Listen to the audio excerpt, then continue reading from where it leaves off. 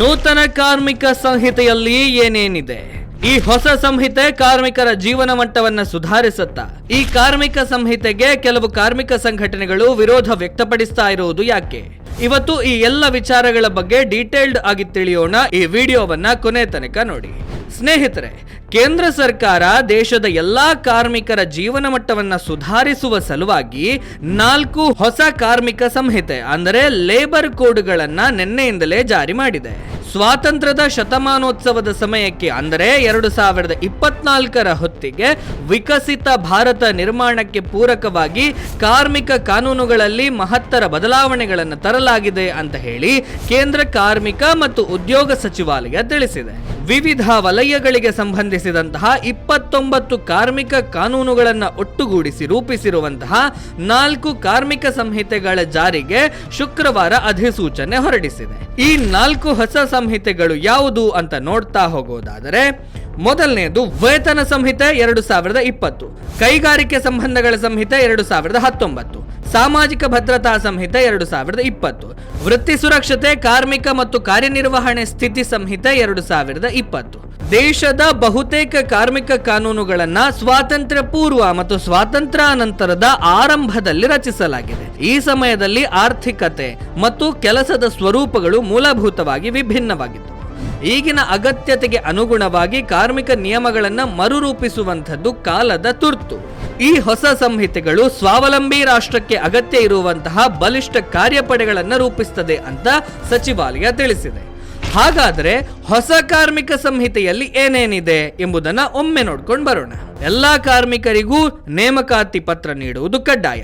ಉದ್ಯೋಗದಾತರು ಎಲ್ಲಾ ಕಾರ್ಮಿಕರಿಗೂ PF ಅಂದ್ರೆ ಭವಿಷ್ಯ ನಿಧಿ, ESI ಅಂದ್ರೆ ಕಾರ್ಮಿಕ ರಾಜ್ಯ ವಿಮೆ ಮತ್ತು ವಿಮಾ ಸೌಲಭ್ಯಗಳನ್ನು ನೀಡುವುದು ಕಡ್ಡಾಯ. 1 ವರ್ಷ ಸೇವಾವಧಿ ಪೂರ್ಣಗೊಳಿಸಿದ ಬಳಿಕ ಗ್ರಾಚ್ಯುಟಿಗೆ ಅರ್ಹತೆ. ಎಲ್ಲಾ ಕಾರ್ಮಿಕರಿಗೆ ಕನಿಷ್ಠ ವೇತನ, ಸಕಾಲ ವೇತನ ಪಾವತಿ ಕಡ್ಡಾಯ. 40 ವರ್ಷ ವಯಸ್ಸು ಮೀರಿದ ಕೆಲಸಗಾರರಿಗೆ ವಾರ್ಷಿಕವಾಗಿ ಉಚಿತ ಆರೋಗ್ಯ ತಪಾಸಣೆ. ಮಹಿಳಾ ಕಾರ್ಮಿಕರಿಗೂ ಸಮಾನ ವೇತನ. ಮಹಿಳೆಯರಿಗೆ ಗಣಿಗಾರಿಕೆ ಸೇರಿದ ಹಾಗೆ ಎಲ್ಲ ವಲಯಗಳಲ್ಲೂ ಕೂಡ ರಾತ್ರಿ ಪಾಳಿಗೆ ಅವಕಾಶ. ಕುಂದುಕೊರತೆ ಪರಿಹಾರ ಸಮಿತಿಗಳಲ್ಲಿ ಮಹಿಳಾ ಪ್ರಾತಿನಿಧ್ಯ ಕಡ್ಡಾಯ. ಉದ್ಯಮಗಳಿಗೆ ಒಂದೇ ಕಡೆ ನೋಂದಣಿ, ಪ್ಯಾನ್ ಇಂಡಿಯಾ ಒಂದೇ ಪರವಾನಗಿ ಮತ್ತು ಒಂದೇ ರಿಟರ್ನ್ ಸಲ್ಲಿಕೆ. ಮೊದಲ ಬಾರಿಗೆ ಗಿಗ್ ಕಾರ್ಮಿಕರು, ಪ್ಲಾಟ್ಫಾರ್ಮ್ ಕಾರ್ಮಿಕರು, ಸೌಲಭ್ಯ ಕಲ್ಪಿಸುವವರು ಈ ಪದಗಳ ಸ್ಪಷ್ಟ ವ್ಯಾಖ್ಯಾನ. ಇನ್ನು ಪ್ರಮುಖ ವಲಯಗಳ ಸುಧಾರಣೆಯ ಬಗ್ಗೆ ನೋಡೋದಾದರೆ, ನಿಶ್ಚಿತ ಅವಧಿಯ ಕೆಲಸಗಾರರು FTI ಫಿಕ್ಸ್ಡ್ ಟರ್ಮ್ ಎಂಪ್ಲಾಯೀಸ್, ಖಾಯಂ ಸಿಬ್ಬಂದಿಗಳಿಗೆ ಸಮಾನ ವೇತನ, ರಜೆ, ವೈದ್ಯಕೀಯ ಮತ್ತು ಸಾಮಾಜಿಕ ಭದ್ರತೆ ಸೇರಿದ ಹಾಗೆ ಖಾಯಂ ಕಾರ್ಮಿಕರಿಗೆ ಎಲ್ಲ ಪ್ರಯೋಜನಗಳು ಅನ್ವಯವಾಗುತ್ತೆ. 5 ವರ್ಷದ ಬದಲು ಕೇವಲ 1 ವರ್ಷದ ನಂತರ ಗ್ರಾಚ್ಯುಟಿಗೆ ಅರ್ಹತೆಯನ್ನು ಪಡೆಯುತ್ತಾರೆ. ಕಾರ್ಮಿಕರಿಗೆ ಉಚಿತ ವಾರ್ಷಿಕ ಆರೋಗ್ಯ ತಪಾಸಣೆ ಮಾಡುವಂಥದ್ದು ಕಡ್ಡಾಯವಾಗಿರುತ್ತೆ. ಗಿಗ್ ಮತ್ತು ಪ್ಲಾಟ್ಫಾರ್ಮ್ ಕಾರ್ಮಿಕರು. ಗಿಗ್ ಮತ್ತು ಪ್ಲಾಟ್ಫಾರ್ಮ್ ಕಾರ್ಯಕರ್ತರು ಯಾರಂದರೆ ಖಾಯಂ ಅಲ್ಲದ ತಾತ್ಕಾಲಿಕ ಕೆಲಸದ ಅವಸ್ಥೆಯಲ್ಲಿ ತೊಡಗಿಸಿಕೊಳ್ಳುವ ವ್ಯಕ್ತಿಗಳು. ಉದಾಹರಣೆಗೆ ಫುಡ್ ಡೆಲಿವರಿ ಕಾರ್ಮಿಕರು, ರೈಡ್ ಶೇರಿಂಗ್ ಚಾಲಕರು, ಸ್ವತಂತ್ರ ಗ್ರಾಫಿಕ್ ವಿನ್ಯಾಸಗಾರರು, ಫ್ರೀಲ್ಯಾನ್ಸಿಂಗ್ ಕೆಲಸಗಾರರು ಇತ್ಯಾದಿ.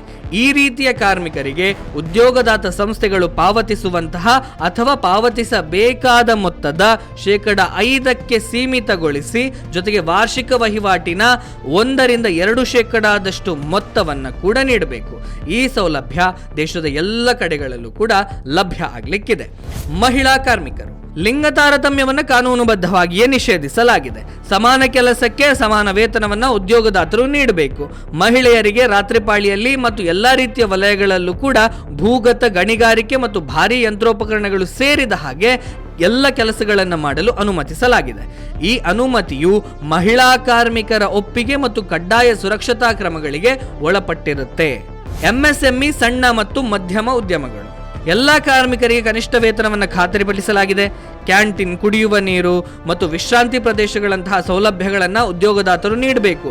ಪ್ರಮಾಣಿತ ಕೆಲಸದ ಸಮಯ, ಡಬಲ್ ಓವರ್ ಟೈಮ್ ವೇತನ ಮತ್ತು ವೇತನ ರಜೆಗಾಗಿ ನಿಬಂಧನೆಗಳನ್ನು ರೂಪಿಸಲಾಗಿದೆ. ಬೀಡಿ ಮತ್ತು ಸಿಗರೇಟು ಕಾರ್ಮಿಕರು. ದಿನಕ್ಕೆ 8 ರಿಂದ 12 ಗಂಟೆಯ ಹಾಗೆ ವಾರಕ್ಕೆ ಗರಿಷ್ಠ 48 ಗಂಟೆಗಳ ಕೆಲಸದ ಸಮಯವನ್ನು ನಿಗದಿಪಡಿಸಲಾಗಿದೆ. ಒಪ್ಪಿಗೆ ಆಧಾರದ ಮೇಲೆ ನಿಗದಿತ ಸಮಯಕ್ಕಿಂತ ಹೆಚ್ಚಿನ ಕೆಲಸ ಮಾಡಿದರೆ ಸಾಮಾನ್ಯ ವೇತನಕ್ಕಿಂತ ಕನಿಷ್ಠ 2 ಪಟ್ಟು ವೇತನವನ್ನು ಪಾವತಿಸಬೇಕು. ವರ್ಷದಲ್ಲಿ 30 ದಿನಗಳ ಕೆಲಸವನ್ನು ಪೂರ್ಣಗೊಳಿಸಿದ ನಂತರ ಕಾರ್ಮಿಕರು ಬೋನಸ್ಗೆ ಅರ್ಹರಾಗ್ತಾರೆ. ಪ್ಲಾಂಟೇಶನ್ 10ಕ್ಕಿಂತ ಹೆಚ್ಚು ಕಾರ್ಮಿಕರು ಅಥವಾ 5 ಅಥವಾ ಅದಕ್ಕಿಂತ ಹೆಚ್ಚು ಹೆಕ್ಟೇರ್ ಹೊಂದಿರುವಂತಹ ತೋಟಗಳಿಗೆ ಕಾರ್ಮಿಕ ಸಂಹಿತೆ ಅನ್ವಯವಾಗುತ್ತೆ. ಕಾರ್ಮಿಕರಿಗೆ ಸುರಕ್ಷಾ ತರಬೇತಿ ಮತ್ತು ರಕ್ಷಣಾ ಸಾಧನಗಳನ್ನು ಒದಗಿಸುವುದು ಕಡ್ಡಾಯವಾಗಿದೆ. ಕಾರ್ಮಿಕರು ಮತ್ತು ಅವರ ಪೂರ್ಣ ಕುಟುಂಬಕ್ಕೆ ಪೂರ್ಣ ESI ಸೌಲಭ್ಯ, ಅವರ ಮಕ್ಕಳಿಗೆ ಶಿಕ್ಷಣ ಸೌಲಭ್ಯವನ್ನು ಒದಗಿಸಬೇಕು. ಅಪಾಯಕಾರಿ ಕೈಗಾರಿಕೆಗಳು. ಕಾರ್ಮಿಕರ ಉತ್ತಮ ಸುರಕ್ಷತೆಗಾಗಿ ಕೇಂದ್ರ ಸರ್ಕಾರವು ರಾಷ್ಟ್ರೀಯ ಮಾನದಂಡಗಳನ್ನು ರೂಪಿಸಲಿದೆ. ಸ್ಥಳದಲ್ಲೇ ಸುರಕ್ಷತಾ ಮೇಲ್ವಿಚಾರಣೆ ಮತ್ತು ಅಪಾಯಕಾರಿ ರಾಸಾಯನಿಕಗಳ ಸುರಕ್ಷಿತ ನಿರ್ವಹಣೆಗೆ ಪ್ರತಿ ಸ್ಥಳದಲ್ಲಿ ಸುರಕ್ಷತಾ ಸಮಿತಿ ಕಡ್ಡಾಯಗೊಳಿಸಲಾಗಿದೆ. ಜವಳಿ ಎಲ್ಲ ಕಾರ್ಮಿಕರು ಅಂದರೆ ನೇರ, ಗುತ್ತಿಗೆ ಮತ್ತು ವಲಸೆ ಕಾರ್ಮಿಕರು ಸಮಾನ ವೇತನ, ಕಲ್ಯಾಣ ಪ್ರಯೋಜನಗಳು ಮತ್ತು PDS ಪೋರ್ಟಬಿಲಿಟಿ ಪ್ರಯೋಜನಗಳನ್ನು ಪಡೆಯಬಹುದು. ಬಾಕಿ ಇರುವಂತಹ ವೇತನ ಪಾವತಿ ಇತ್ಯರ್ಥಕ್ಕಾಗಿ ಕಾರ್ಮಿಕರು 3 ವರ್ಷಗಳವರೆಗೆ ಹಕ್ಕುಗಳನ್ನು ಸಲ್ಲಿಸಬಹುದು. IT ಮತ್ತು ITES ಪ್ರತಿ ತಿಂಗಳ 7ನೇ ತಾರೀಕಿನ ಒಳಗೆ ವೇತನವನ್ನು ಕಡ್ಡಾಯವಾಗಿ ಪಾವತಿಸಬೇಕು. ಸಮಾನ ಕೆಲಸಕ್ಕೆ ಸಮಾನ ವೇತನ ಕಡ್ಡಾಯ. ಎಲ್ಲ ಸಂಸ್ಥೆಗಳಲ್ಲಿ ಮಹಿಳೆಯರು ರಾತ್ರಿ ಪಾಳಿಯಲ್ಲಿ ಕೆಲಸ ಮಾಡುವಂತಹ ಸೌಲಭ್ಯ, ಕಿರುಕುಳ, ತಾರತಮ್ಯ ಮತ್ತು ವೇತನ ಸಂಬಂಧಿತ ವಿವಾದಗಳನ್ನು ಸಕಾಲದಲ್ಲಿ ಇತ್ಯರ್ಥಪಡಿಸಬೇಕು. ರಫ್ತು ವಲಯದ ನಿಶ್ಚಿತ ಅವಧಿಯ ಕಾರ್ಮಿಕರು ಗ್ರ್ಯಾಚ್ಯುಟಿ, ಭವಿಷ್ಯ ನಿಧಿ ಮತ್ತು ಇತರ ಸಾಮಾಜಿಕ ಭದ್ರತಾ ಪ್ರಯೋಜನಗಳನ್ನು ಪಡೀತಾರೆ. ಪ್ರತಿ ಕಾರ್ಮಿಕನಿಗೆ ವರ್ಷದಲ್ಲಿ 180 ದಿನಗಳ ಕೆಲಸದ ನಂತರ ವಾರ್ಷಿಕ ರಜೆ ಪಡೆಯುವ ಆಯ್ಕೆ ಇರುತ್ತೆ. ಯಾವುದೇ ಅನಧಿಕೃತ ವೇತನ ಕಡಿತಗಳಿಲ್ಲ ಮತ್ತು ಯಾವುದೇ ವೇತನ ಮಿತಿಯ ನಿರ್ಬಂಧಗಳಿಲ್ಲ. ಮಹಿಳೆಯರು ಒಪ್ಪಿಗೆಯೊಂದಿಗೆ ರಾತ್ರಿ ಪಾಳಿಯಲ್ಲಿ ಕೆಲಸ ಮಾಡಲು ಅವಕಾಶ ಇದೆ. ಕೆಲವು ಕಾರ್ಮಿಕ ಸಂಘಟನೆಗಳು ನೂತನ ಕಾರ್ಮಿಕ ಸಂಹಿತೆಗೆ ವಿರೋಧ ವ್ಯಕ್ತಪಡಿಸ್ತಾ ಇರೋದು ಯಾಕೆ?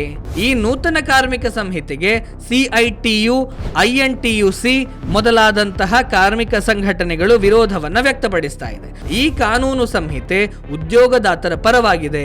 ಇದು ಕಾರ್ಮಿಕರಿಗೆ ಮೋಸಗೊಳಿಸುವ ಮತ್ತು ವಂಚನೆಯ ಕ್ರಮ ಅಂತ ಕರೆದಿದೆ. ಇದು ಬಂಡವಾಳಶಾಹಿಗಳೊಂದಿಗೆ ನಡೆಸಿದ ಒಪ್ಪಂದ, ಯಜಮಾನ ಶೋಷಕರ ಸಂಬಂಧದ ಶೋಷಣಾ ಯುಗಕ್ಕೆ ಮರಳಲಿದೆ ಅಂತ ಆರೋಪವನ್ನ ಮಾಡ್ತಾ ಇದೆ. ಆದರೆ ಈ 4 ಸಂಹಿತೆಗಳನ್ನು ಕೂಲಂಕುಷವಾಗಿ ಗಮನಿಸಿದಾಗ ಈ ಕಾರ್ಮಿಕ ಸಂಘಟನೆಗಳು ಆರೋಪಿಸುವ ರೀತಿಯಲ್ಲಿ ಒಂದೇ ಒಂದು ಅಂಶಗಳು ಇಲ್ಲ ಅನ್ನುವಂಥದ್ದು ತಿಳಿದು ಬಂದಿದೆ. ಕಾರ್ಮಿಕರ ಜೀವನ ಮಟ್ಟವನ್ನು ಸುಧಾರಿಸುವ ಈ 4 ಸಂಹಿತೆಗಳು ದೇಶದಾದ್ಯಂತ ಜಾರಿಯಾಗಬೇಕು. ಇದು 2047ರ ವಿಕಸಿತ ಭಾರತ ಸಂಕಲ್ಪಕ್ಕೂ ಭಾರತದ ಕಾರ್ಮಿಕ ವಲಯ ಕೂಡ ಕಟಿಬದ್ಧರಾಗಿ ನಿಲ್ಲುವುದಕ್ಕೂ ನಾಂದಿ ಹಾಡಲಿದೆ. ಸ್ನೇಹಿತರೆ, ಇದಿಷ್ಟು ವಿಷಯ. ಮುಂದೆ ಮತ್ತೊಂದು ವಿಷಯದ ಜೊತೆಗೆ ನಿಮ್ಮ ಮುಂದೆ ಬರ್ತೇನೆ. ಅಲ್ಲಿಯವರೆಗೆ ನಮಸ್ಕಾರ.